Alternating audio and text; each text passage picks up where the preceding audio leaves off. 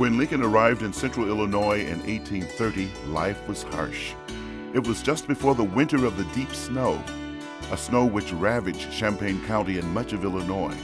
It was a winter with several months of 3-foot snow cover, horrendous drifts, and high winds. The difficulties encountered by Champaign County's early residents are evident in this account of life in Urbana that winter. The settlers were blockaded in their cabins and could do very little but pound their corn, cut their wood, and keep their fires blazing. A great deal of stock was frozen to death.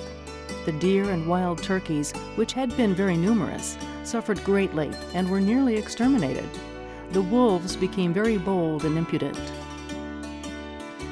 Abraham Lincoln first came to Champaign County as a circuit lawyer just 10 years after the wolves circled Urbana, and 8 years after the county was divided from the large Vermilion County. The land surveys of the Old Northwest Territory had only been completed in 1822, with but a few settlers moving in over the next 20 years. Initially, a large settlement of about 30 families grouped near Big Grove on the Salt Fork River, now Urbana, with the smaller groves of the area occupied by 2 or 3 families. There may have been 800 people in the whole of the county in 1841, and by 1850 the population had only grown to 2,649.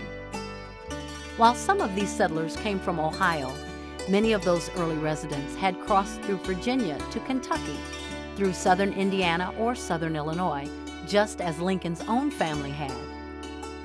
They lived in the wooded groves which primarily were found near the county's rivers, the Salt Fork, the Imbra, the Kaskaskia, and the Sangamon. Urbana was truly a frontier town surrounded by unbroken prairie in the 1840s, and Lincoln understood these people and welcomed their company. Usually, when Lincoln traveled on the circuit, he didn't return home, so he had time to get to know the residents, often playing euchre and billiards with the locals. He watched young men wrestle in the courthouse square and occasionally played the mouth harp. He went to tea at urbanite homes and even attended the wedding of Homer Ayers, a fellow lawyer to Lorinda McConaughey, in their Urbana home in April of 1858.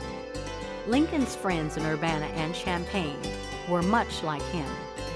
Benjamin Franklin Harris, who grazed his cattle on a vast prairie ranch which stretched from modern Mahomet to Champaign and drove them regularly to Pennsylvania and New York on the hoof, remembered Lincoln stopping by his Mahomet home for dinner.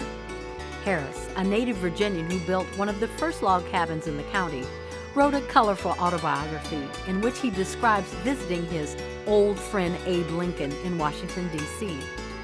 Harris visited with Mary and Lincoln's sons, and later even attended a cabinet meeting with the president. All that was to change when the Illinois Central Railroad rolled in. Judge J.O. Cunningham called the opening of the West Urbana Depot in 1854 the Awakenment. Seemingly overnight, the population of the county grew.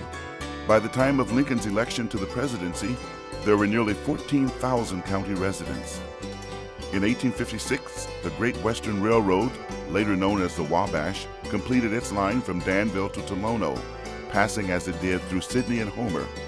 Where once Lincoln traveled on horseback or in a buggy, he began to take the Great Western to Tolono and then travel north to Urbana from there.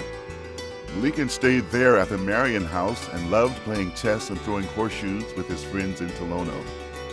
The West Urbana Depot grew up independently of Urbana proper. Many of the depot's residents also befriended Lincoln. His friends in the town, which was to become Champaign, included Mark Carley, an entrepreneur, and Henry Clay Whitney, Champaign's first resident lawyer. Carley, who built the first home in the new town of West Urbana, also owned its first grain elevator with the first steam engine to run it. Carley, a Whig, was a friend to Henry Clay and eagerly welcomed Lincoln to his home when the circuit was in town. It was Henry Clay Whitney who encouraged Lincoln to have his picture taken in Al Schuler's studio on the second floor of the Lowenstein building at the northwest corner of Main and Ray Streets in Urbana. An ambrotype, it was likely only the 4th photo taken of Lincoln. Lincoln oddly seems almost to be smiling in this photograph. Judge Cunningham, who was present when the photograph was taken, said that Lincoln had been wearing a wrinkled white linen duster at the time of the photo, and the photographer suggested borrowing his own black coat. However, because of Lincoln's long arms, the sleeves were 3/4 of a foot short. Altshuler, a clever photographer, shot the photo without showing Lincoln's arms, but he doesn't seem to have been able to completely stifle his mirth. It was the same photographer who in 1860 would capture for posterity the first whiskers of Lincoln's new beard while he was visiting Chicago. It is appropriate that Lincoln's Urbana portrait should be one taken by a traveling photographer in a borrowed coat, one taken among friends and in a jovial atmosphere.